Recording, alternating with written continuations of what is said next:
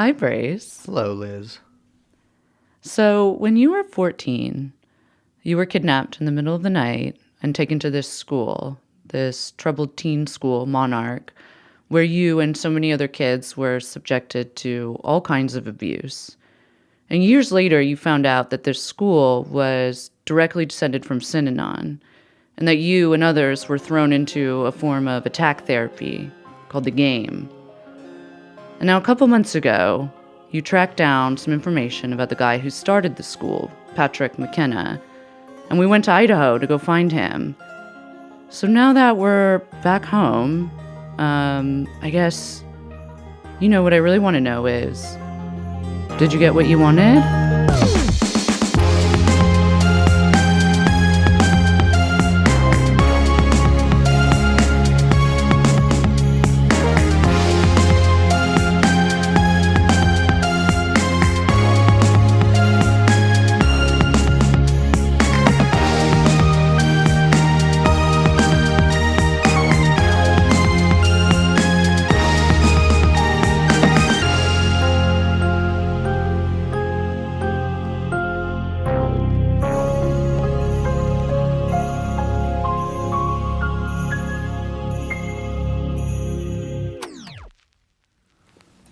Did you have enough coffee? I did. Yeah, 2 cups. I don't think I did. Is that enough for you? Yeah, I've been cutting back. I was going a little crazy there for a second with the coffee. Really? Yeah, but that's you don't want to be jittery all day. You had one the other afternoon, and I feel like it gave you a little spark. Yes. I would say you, before we got here, when we were kind of planning some of this stuff out, you were like, I don't know what I'm going to be like in the morning, saying you're going to be all groggy and sleepy, and you're bright-eyed, bushy-tailed. It's true. Actually, last night, so usually I take, and you guys know this, but I have to take medication to sleep, which makes you practically useless for much of the next morning. Not usually, but oftentimes I do. I stay up until 3 or 4 in the morning most nights, not on purpose, just kind of reading in bed. But last night, out like a light, and woke up really energetic this morning. Yeah. And it's funny. Everyone I talk to is like, "Are you nervous? Are you nervous?" I actually don't. Maybe I will coming up, but I don't feel nervous at all right now. Not at all? No. What do you feel? Good. I feel incredible right now, actually, which is maybe not a healthy response. Why do you think that is? I don't know. I feel like maybe that's not treating it with the gravitas it deserves, or but no, I feel no matter what happens, I feel good. What do you think? What do you think that some of those options of what could happen? What do you think's on the table here? Well, I think there's 3 options really. The number one, most likely one, is that he does not answer his door. So there's no one home at the pickleball court, which I've gazed at many times from satellite view. I still don't know what that is. Just found out what it was a month ago. I guess there's an island where rich people just play pickleball off. But where is it? I don't know. I'm assuming tennis? They're all variations of tennis. Badminton, just mini tennis, handball. I feel like calling badminton mini tennis is disrespectful to both badminton and tennis. That's fine with me. Also because it's got extendo. I don't know. Okay, so you think he couldn't? I think he might not be home. Okay. We're going there. Yeah, I mean, we're making our initial pass on a Saturday afternoon. Who the fuck is home on a Saturday afternoon? It's beautiful Idaho, where there's so many things, so many trails to go down. So he might not be home, which would be in my head the most likely. I mean, it's the worst. It's the worst one to happen. So I'm assuming that's what's going to happen. That's the worst one that could happen. You think? Yeah, I know, but yeah, it is to me. Number 2 is that he's home, but he's not willing to talk, which I get, right? I'm a guy who has spent his entire life in these programs. The last public news about me is that I stole a bunch of money from the program I owned. I siphoned a bunch of money out of the program that I owned. Was sued for $1 million. Fucking my shit closed. So you're talking about Patrick here, not Brace. Yeah. Yes. Yeah. I'm being Patrick. That's how he talks. Okay. Yeah. So like it's he's really like a huge chapter of his life ended with him not only spitting on the ideals that he by hook or by crook tried to implant into a bunch of kids for decades, but he himself was supposedly a true believer of integrity, honesty, standing up for yourself, being a man, this sort of like this self-actualized, contained man. He wasn't able to do that, and so if I was him, I would not give an interview because I wouldn't want to address any of that. It's better to hide like a dog. Episode. Look at this fucking podcast brain. Option 3 is that he does want to talk, and I have some questions for him.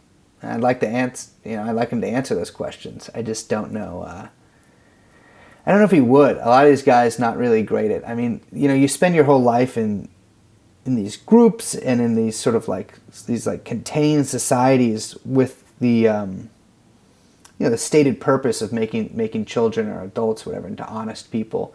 It actually ends up having the opposite effect, and you actually become like an expert sort of chameleon and a better liar than almost anybody else on earth, and able to evade the truth and evade having to tackle the hard issues. And that's really what this teaches a lot of people.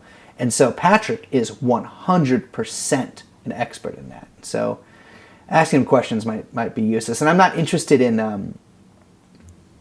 I don't know what he could tell me in some ways that factually that I wouldn't know. Mm. I mean, there's probably a few things about Sea-Doo that would be interesting to learn. But and I'm not interested in him having this like contrite public,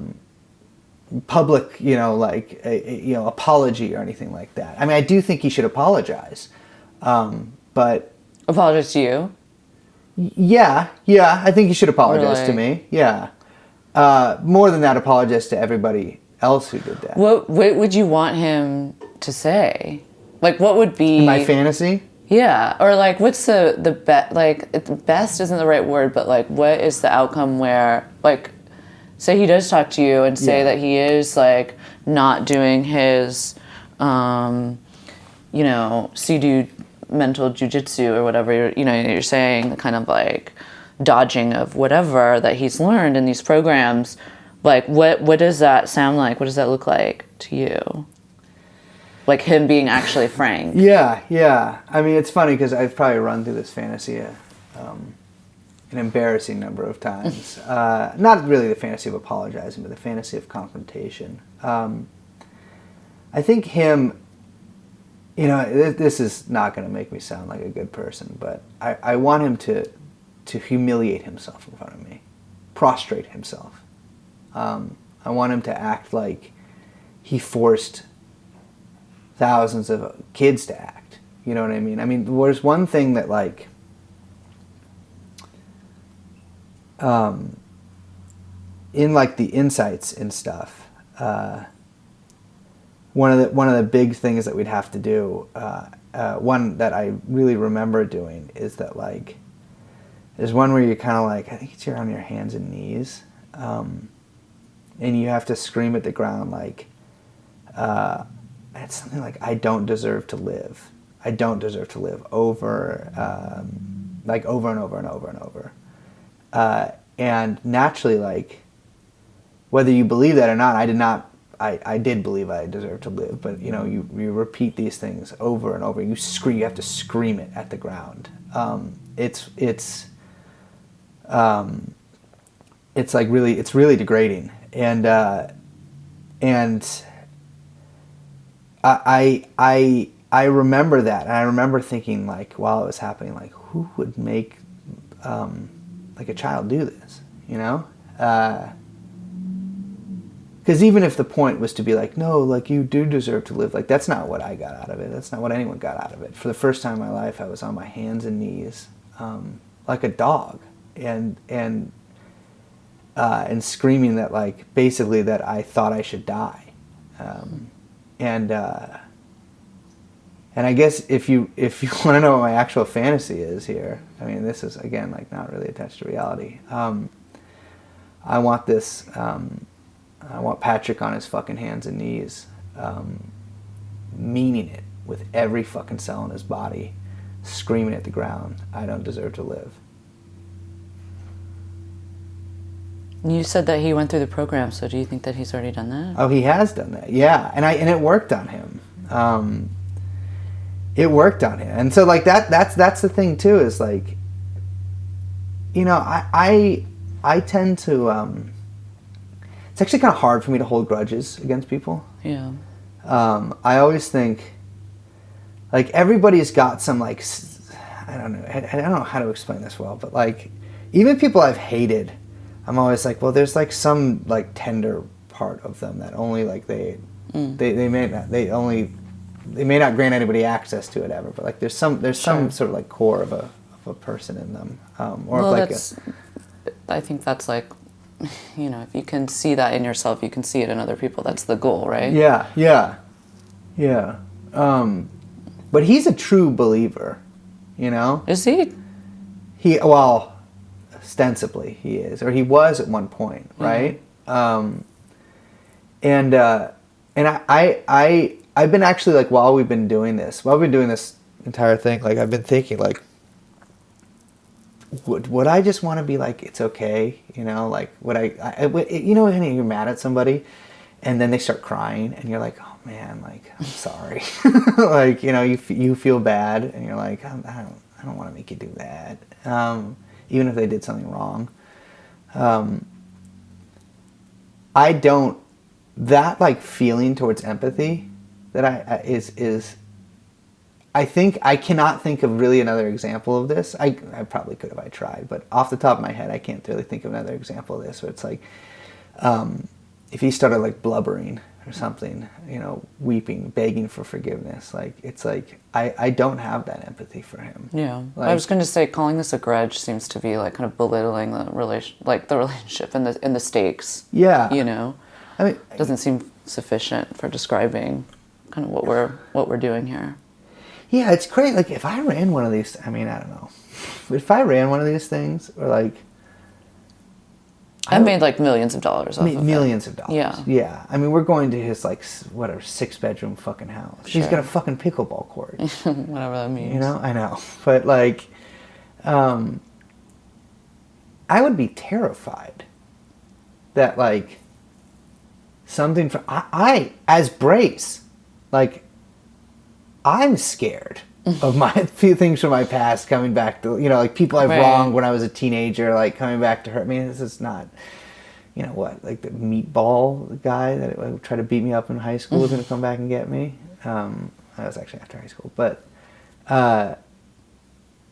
like, I would be terrified of somebody, you know, coming out of my past to confront me with this stuff. Yeah.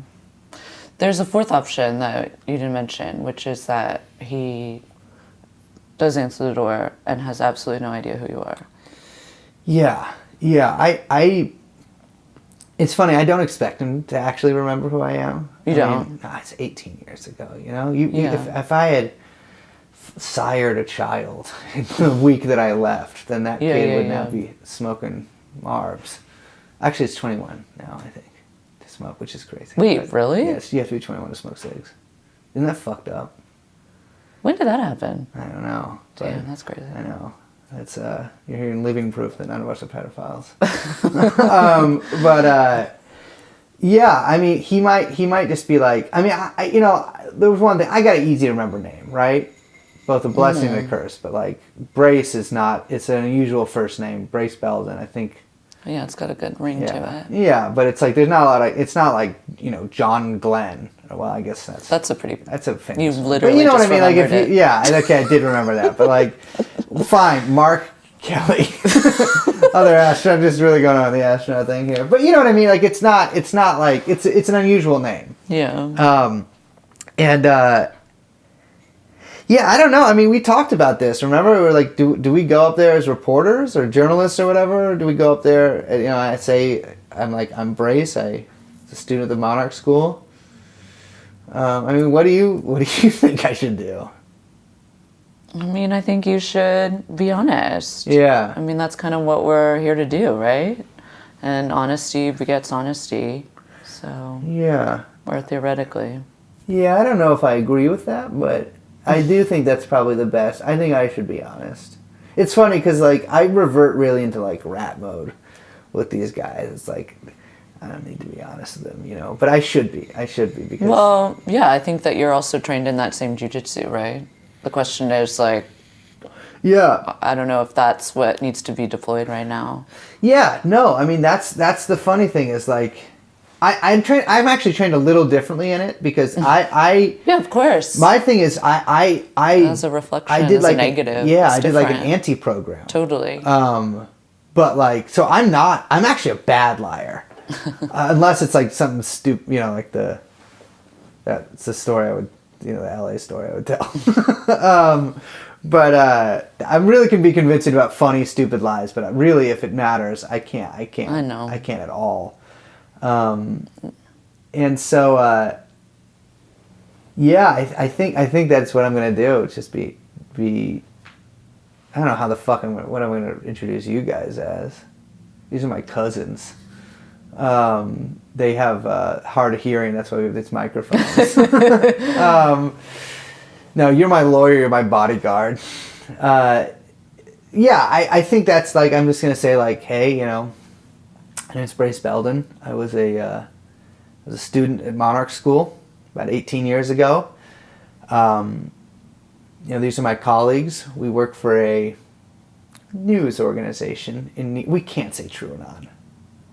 I don't think you need to say anything. Okay. Just say, you know, these are my colleagues, and I'd like to ask you a couple questions. Yeah.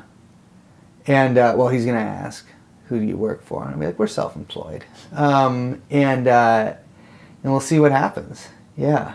But I don't think, as far as I know, I've talked to a lot of kids, very much adults now, who went to the program both with me and afterwards. And as far as I know, as far as I can tell, nobody has seen Patrick in the 5 years or so since the school closed.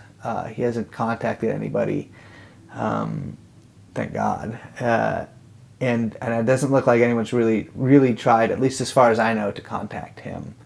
And so I think really, like, if you want, and this is pretty juvenile, I'll be honest with you guys, like, this is not, I know this is not making me sound cool or good or whatever, but like,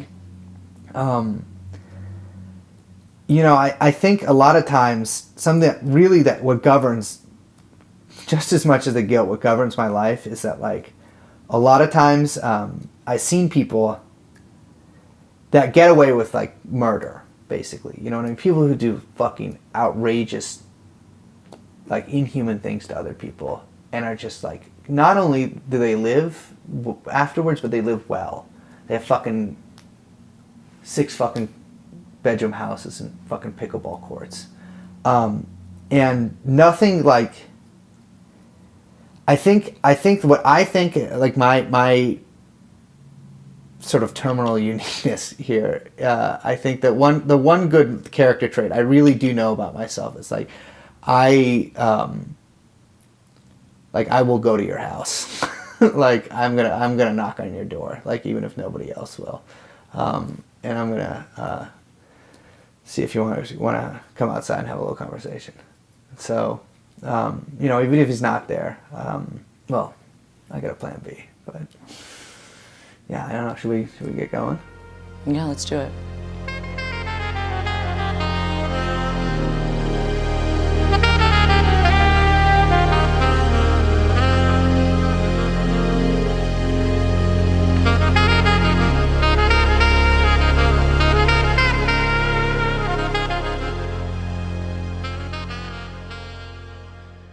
So we drive out from Spokane to Sandpoint. And so the background to this entire trip, to be clear, is there are all these wildfires happening basically within the region. And Sandpoint itself forms like a little bowl where the smoke gathers. And so during our entire time in Sandpoint, I would say the air was thick, was choked with smoke. which is an uncomfortable environment to be in. But it's a town of about 7,000 people, pretty wooded. It's a small town, close-knit community in a county of, I think, only about 45,000 people total. And so, our first lead there, which is our most promising lead that we'd gotten from a couple of different sources, was that Patrick lived on Destiny Lane. And I knew about Destiny Lane because I talked to a lot of kids who had finished the program, and there's some ceremony there right before you finish the program. They take you up to his house, like as a group. And so this was a spot familiar to a lot of people. So Destiny Lane is at the end of this like gated community, kind of up on this mountain outside of Sandpoint. We looked there first. The fuck is this? Invited guests only? Is that so? Well, I think we're okay. Oh, private road, no trespassing. No, these are both private roads. But we're not doing anything. We're all good. We're just going to ask a guy I know a few questions. A friend of mine. So we were like driving up this really windy road, and the grade kind of keeps increasing and increasing. It's like steeper and steeper and windier. And I have to say that it felt very on point. Mm-hmm. That it was called Destiny Lane. Like it felt like we were driving up, literally up destiny to our destiny. You know what I'm saying? Like it felt cosmic. Yeah. So we get to the top of the road, and there's this house. There's a car in the driveway. And we get out. We're all mic'd up. We're ready to go. We kind of walk along the right side of the house to the front door, and we knock. Howdy. Hi, how are you? Is Patrick McKenna here? No, he doesn't live here anymore. He doesn't. Oh, he doesn't. Okay. Yeah, he moved. We bought the house from 4.5, almost 5 years. Oh my 4 years God. ago. Sorry for bothering. Do you know where he's at? I don't. He was in town. He bought another lot here at one point, but I think he sold it. So, Okay. I have no good info for you. Thank you. Sorry. Appreciate it. No problem. You have a beautiful dog, by the way, and a beautiful house. Thanks. Thank guys. you. See you later. Have a good day. So, obviously, not him. We spend the rest of the day following up on various leads that we had in Sandpoint, all of which come to nothing, before deciding to make a night call to a house that we had traced him to in a little town called Dover. This is it. This is it? Yeah, this is it. I don't know where Liz is. Right there. I mean, unless I'm mistaken, but that's 461. This does not look inhabited. I'll tell you that. This is it? If I'm lying, I'm dying, but 461. Yeah. The address you gave me was 461, so. It's pitch black. Doesn't look like anyone's home. Well, you might as well ring the doorbell, which is precisely what I'm doing now. Yeah, I have, every house we've been to has had some kind of car in the driveway, but no one home. Yeah. What that means, I don't know, but this is not feeling a lot of life I know. in this house right now. I don't have good vibes here. So no one was there. It's pitch black out. This little community that we're in is like pretty sleepy. Mm-hmm. There's something eerie about it. Yeah. It was like a bit of a kind of like it wasn't totally gated, but it was like a little sleepy development along a lake. I'm going to say this. There's boat people. Yes. I don't like boat people. Yeah, I don't like boat people either. But we did see, like a couple houses down, that some neighbors were out having a little bonfire.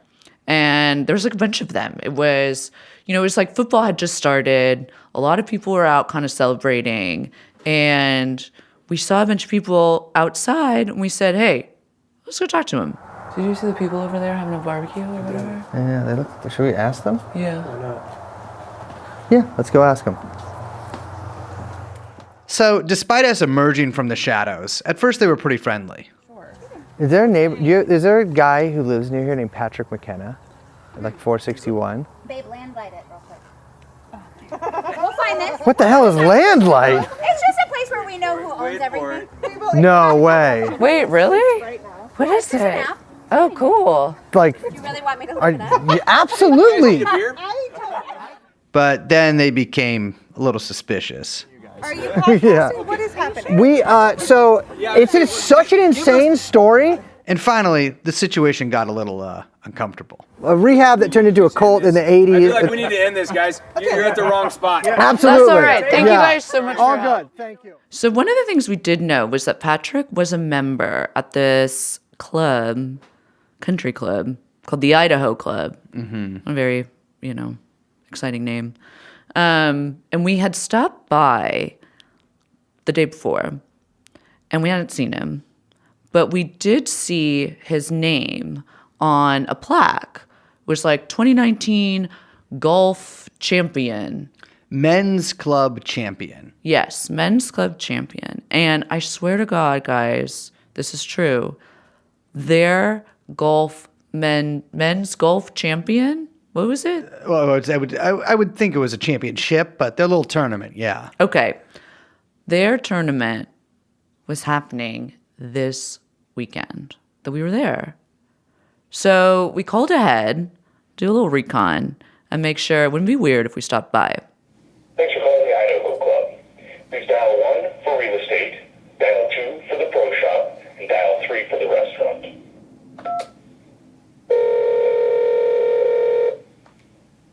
Morning, Idaho Club pro shop. This is Don. Hi, good morning. I have a question. We're coming in from out of town. We saw you guys are having a championship today, a tournament.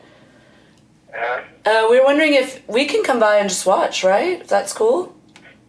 Yeah, I suppose you could. It's just a club championship. Nothing very special, but, it's got about, 36 players, something like that in it. Liz also said one of the funniest things I've ever heard her say. They'll do a ceremony, hand out trophies, money, and that kind of stuff. Oh, money. Wow, cool. So we roll up to the Idaho Club. I gotta say, none of us felt very comfortable here. I had never been to a country club before. Yeah, I don't think I had either. And I gotta say, I was thoroughly unimpressed. It was terrifying. Yeah, there was something sinister about it. There's a huge, so you drive off the highway and, you enter and there's a little guardsman who's checks you in and is what are you here for? And we're we're here for the restaurant. Okay, proceed. And we drive up, turn right on the little street, and there's a huge lodge. And that's where the restaurant and the bar is. And then behind the lodge are all of the courses. Yeah, it was sort of weird because there was this giant cavernous dining room that I did not ever see a single person that was not a member of our party dining in. Mm-hmm. And there was this little bar next to it that they had, and then this veranda and sort of this area underneath. And from what I understood from talking to my local contacts is this was a fairly new club, this development. Maybe the club had been there for a while, but it had really been developed mostly in the past 10 years with all this sort of outside money. And I actually did overhear two people at the bar talking about oil drilling and being in the oil drilling business, which I was that's a nice little bit of local flavor. But I will say, they didn't used to let Jews into country clubs. Be fine if they still had that rule. I never want to go to one again. Well, like I said, we saw his name on the plaque. And we saw his wife's business card because she is, I don't know, she's a realtor for the club. Yeah, it's all over her Instagram. Yeah, so it was funny because we were seeing signs of them everywhere. But we didn't see him. And so, Brace, you ended up asking around. Yeah. Excuse me, sir. Yeah. Do you know Patrick McKenna? Yes. Do you know if he's here today? I couldn't tell you, but if you go the clubhouse, if you go up the stairs right there to the main clubhouse, he might be hanging out in there. Perfect. I don't know if he's out on the course though either. Yeah, that's all right. Cool. He could be, but so if he's not in the clubhouse, the pro shop is right here. You can get to it from the inside the main clubhouse. You could ask there if he's out on the course. Perfect. Appreciate it. All right. Thank you, sir.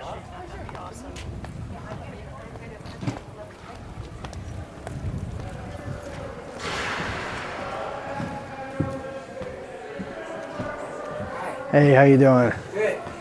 I'm looking for a friend of mine. Do you know if Patrick McKenna is here today? I don't remember his name being one of the guys with Todd Voorhees group, which was at 2:50, 3 o'clock. Gotcha. but I don't see him on this T-sheet anywhere. No problem. Thank you very much. Okay. Oh, oops, I'm sorry about that. Yeah, no problem. This glass thing. One thing we did know, though, is that Patrick and his fucking wife are both realtors, developers, and Patrick works as a contractor as well.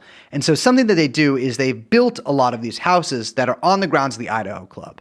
Now, we spent a long time discussing amongst ourselves why you would live about 20 feet from a golf club that you were a member at. Like, what would possess somebody to live on a golf course, essentially? And it turns out a lot of people had the same questions because most of these houses were empty. But Patrick does have a property that's in his name on the grounds of the Idaho Club. And so we paid it a visit.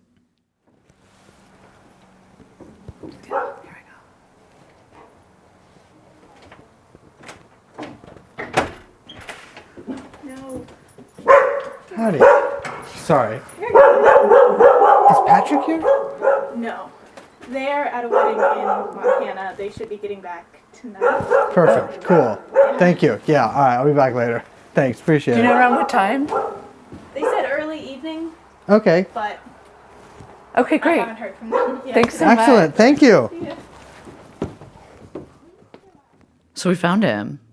I mean, I felt this huge, I don't know how you felt, but for me, I felt this huge, crazy rush because we had been on this like little goose chase. And then there was, she confirmed. I mean, I don't know if she was a dog sitter or what, but she confirmed that they would be back later that night. They were coming back from a wedding. And so we kind of were in the car and we're like, okay, when are we coming? We gotta come back. Mm-hmm. And we're going to confront him. And I think it was funny because we were like sitting there and we're like, okay, early evening. That went to us, that's like 8 o'clock. But let's get into the mind of a late 50s, early 60-year-old. Mm-hmm. Is that 5:30? Is that 6:30? Is that 7:30? These people eat dinner, rather, at around 5:30 at night. So early evening is essentially their bedtime. So that's got to be like 6:30. I think in my head, early evening ends 7:30. That's like the latest you can get to early evening. That's countryside early evening. And so that's when I figured sometime between maybe 6:15 and 7:30, we should expect him home. So we drove back to the hotel and we were like, okay, let's get some food first. Because, we didn't know how long it was going to take or we didn't know what to expect. And I think also we were a little hungry. We tried to get dinner, but we're too nervous. I think we were like too anxious, a little too many ants in the pants. Yeah, I did not think I was going to eat. So I was very ready to get out of there. Yeah, and so we were like, you know what? Screw this. Let's just go earlier. Yeah. And we'll chill. Because the thing about the Idaho Club is, remember guys, we have to like go by the little, the little gate man. The little gateman. Mm-hmm. The little, Riddler at the Interesting. top. This is how your brain processes that position. And we were a little nervous it was going to be the same guy, and we would have to kind of come up with a like, oh, we just really like the food at the Idaho Club. I was like, this is the easiest part. We'd just be like, we love the Idaho Club. Yeah. It's an incredible place. We feel that right so at home many here. people say Yeah. all the time. I mean, I saw probably about 30 people all told in that club for a lot of the time that we spent there. And so, we're just adding to that great, that patchwork of human experience within the grounds of the Idaho Club. But it was a different guy. It was a different guy, so Yeah, he did not care. at all. And so, we get there, I think around 6:15, and, it's still light out. As light as it can be. It's a very sort of wan sun. Like it's like, I don't know how to describe the weather, but it was like, it was smoky, I guess you could say. So we do a drive-by of the house. We notice the same car is there from earlier, which we assume is the dog sitter's car. There's been no other change. And so we decide to go look for his car in the parking lot. We know the make and model of the car. It's not there. And so we figure we will just wait and stake the place out for a while. And at this point, the sun is still in the sky. Not very high in the sky, but it's up there.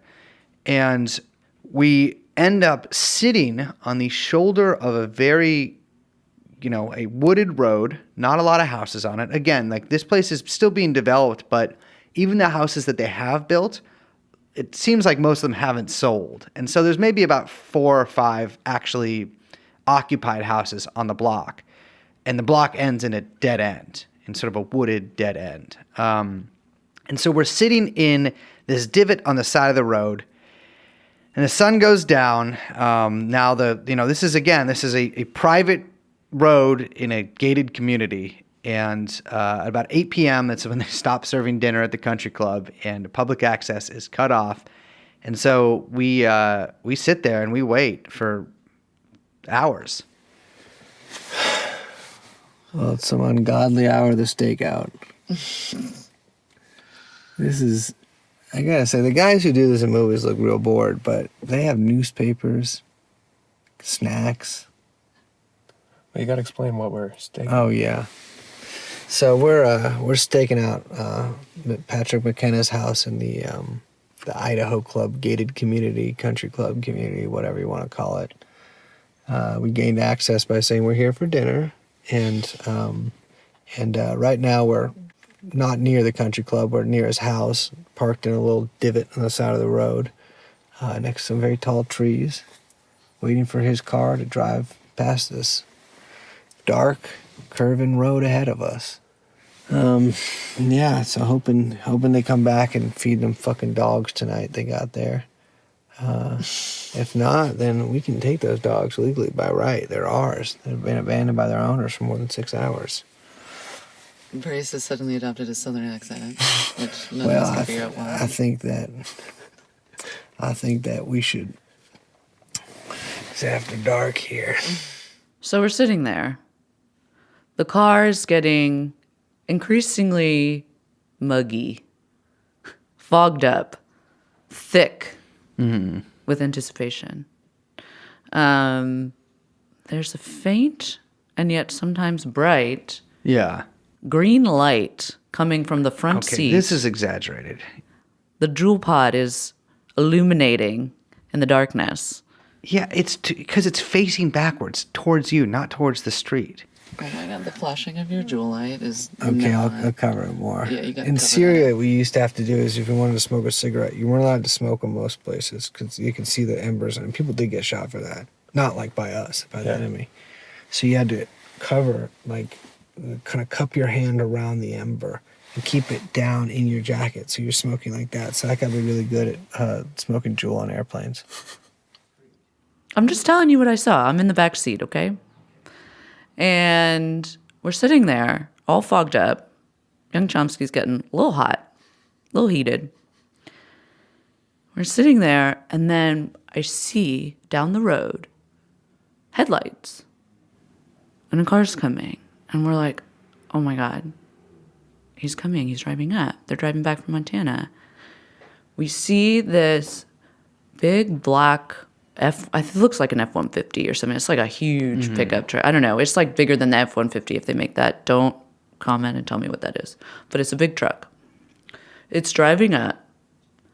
The two boys in front, they're like doing their best, like lean back, trying to get real low. Me, I'm small already, so I'm just curled up. The truck drives past us, and I turn around to watch it, and it turns to the right. And I was like, fuck, because the house is on the left. It's not him. But then the backlights change color, and the car backs up onto the left side of the street, into the driveway, and they're back. They're here. So we wait a few minutes, we get out of the car, and we approach the house. There's someone in there.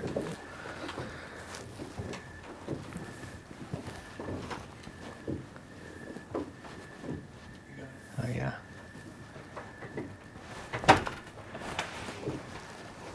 Howdy, Patrick McKenna? Hi. No. Sorry, I think we have a light here. Oh, sorry. No, I don't think so. You guys might have the wrong place. Oh, he doesn't live here? No. I don't think so, no. Oh, okay, gotcha. 592. Yep. Okay. Thank All you. right. Appreciate it. Thanks anyway. Good luck. Yeah, thanks.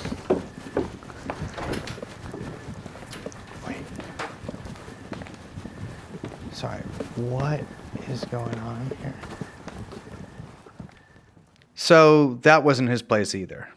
Either the dog sitter, maybe she misunderstood us, maybe, I mean, who knows? A lot of things could have happened. But at the end of the day, that wasn't him that answered the door.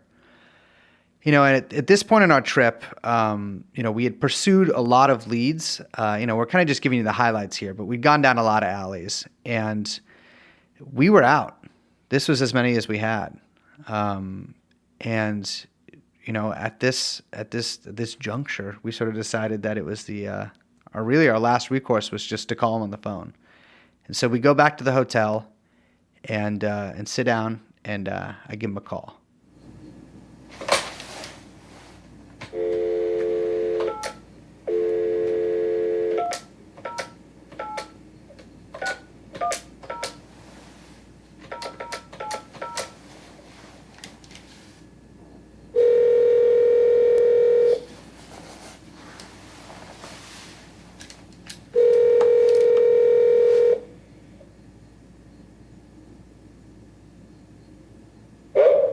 Hi, Patrick? Yeah. Howdy, this is Brace. I was a student of yours at Monarch. I don't know if you remember me. Hello? Who's this? My name is Brace. I was a student of yours at Monarch in 2004. I don't know if you remember me. Okay. Okay, I was just in Sandpoint for the night, and I was, of course, been here before, and I was calling to ask you a couple questions if you have a second.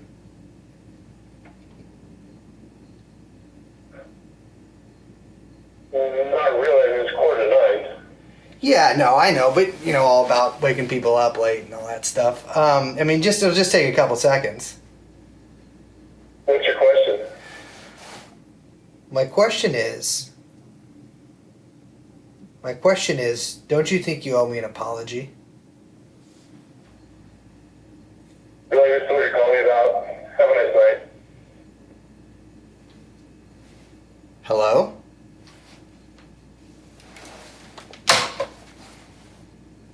I'm gonna call back.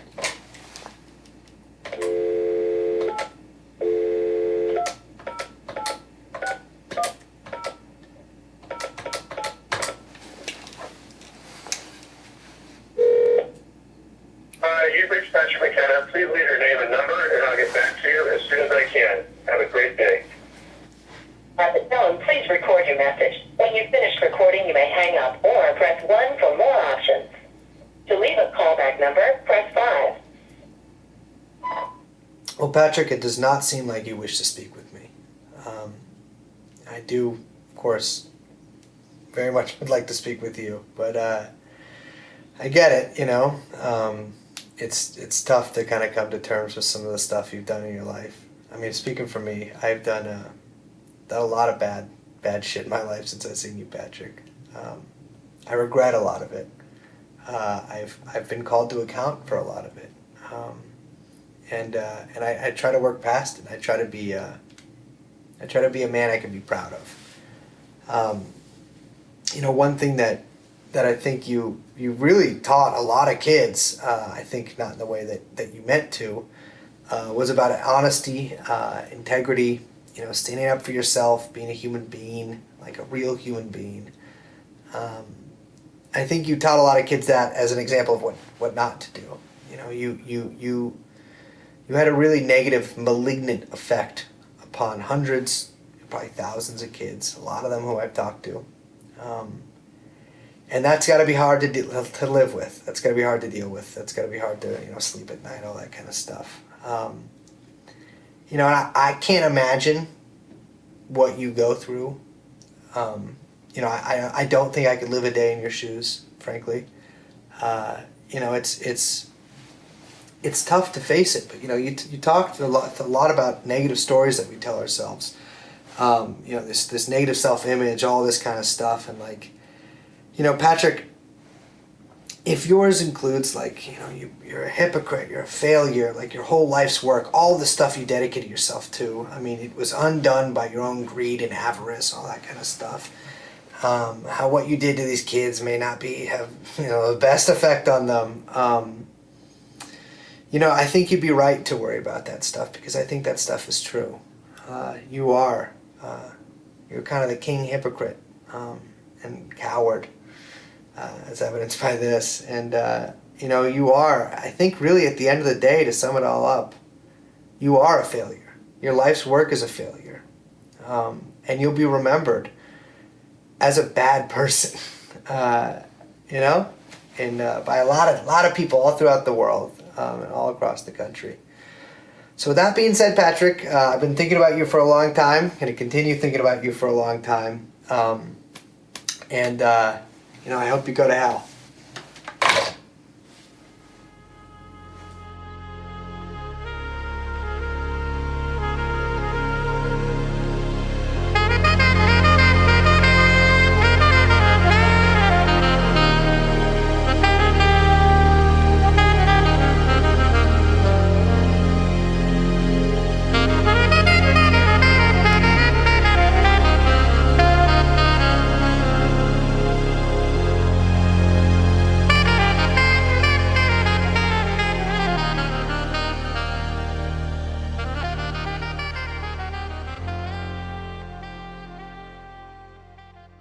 So now that we're back home, I guess, what I really want to know is, did you get what you wanted? I mean, so in this series, we see the failures of Chuck and of Synanon. We saw the thousands of little pimps and wardens that sprung up like maggots from Synanon's corpse. We can see the victims, of which, I include myself, of Synanon's legacy sort of scattered all across America. It's the same story with Synanon as with a lot of other things. Some people got well, some very few people got rich, some people died, and a lot of people sort of just ended up wherever. I ended up here, Patrick ended up in Sandpoint. And I think we've connected it. So the show is a history, yeah, but it's also a catalog of the present. Of what I guess I think of, I don't like to think of, but I think of it as my trauma that manifests itself as guilt in every second of my life. It's the Synanon program, it's Monarch, that taught me, that imbued me with that guilt. And now I'm kind of trying to, I guess, to earn it. It's a fucked thing. Thinking back, like I was a kid and I got declared guilty. I endured imprisonment. I was punished without actually having committed and really just being accused of a formless, nameless crime. I feel kind of now, I guess, like a child soldier with all the ruthlessness and ignorance that entails. And I think you guys have sort of seen the product of that with how I've acted. I admit that has not done wonders for my psyche. I am, like I said, I am imbued with guilt. The trauma of all that shit compounded, and it looks like I'll probably be living the rest of my life with it. But at another point, yes, I accept I am guilty. I am a guilty man in search of a crime, and my suffering thus far has been impure. And the rectification of that has been and will be impure as well. I don't think of myself as like annihilating that trauma, but in a way like fulfilling it. So one thing I know for sure is that nobody is untouchable. There are a lot of things that keep me up at night, a lot of them relating back to these programs. And with this, I hope to keep these guys, people who run these programs, people who made money off of these programs, people who live in these big houses with nice beds, hope it keeps them up at night too.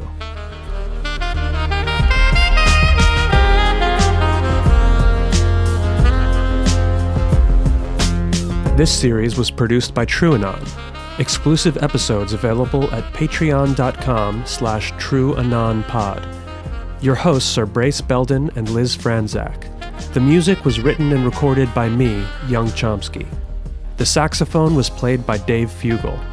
Research assistance was provided by Destiny Nicole.